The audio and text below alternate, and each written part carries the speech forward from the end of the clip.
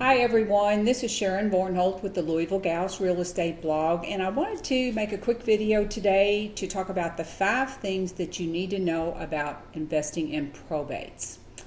The first thing you need to know is where to get the probate leads. Where do you find these leads?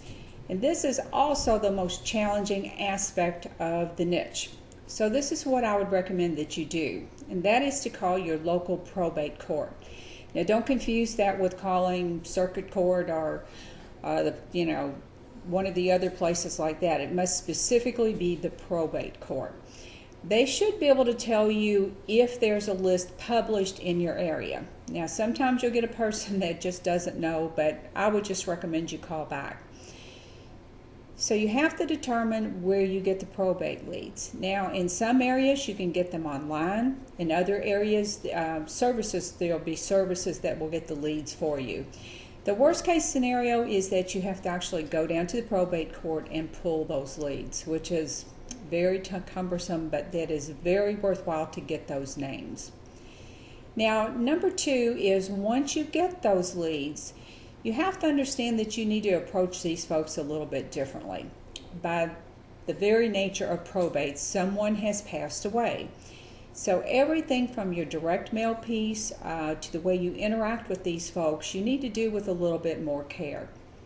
Now, for that reason, I recommend that you only use white letters, white computer-generated letters that are personalized. In other words, don't say "Dear Homeowner." Mention the person's name and the address of the property about which you are contacting them. So once you've got the names and then you've got your mail piece and you're going to start your direct mail campaign, you might contact them and they may or may not be interested today. But the important thing here is, like all other direct mail campaigns, is to set up an actual campaign where you mail every month, because there will come a point when they will want to sell the house. They almost always 100% of the time want to sell the house. It's just a question of when they get to that point, and in some cases when they have disposed of the personal belongings, if they actually get through that process, which we'll talk about in a minute. But just keep mailing, because I found that in a lot of cases it might take them even a year to get to the point of selling the property.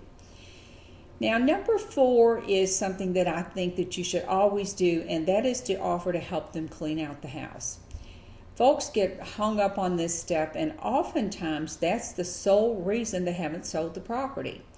They get everything out that's important to them, like the pictures and special mementos and things like that.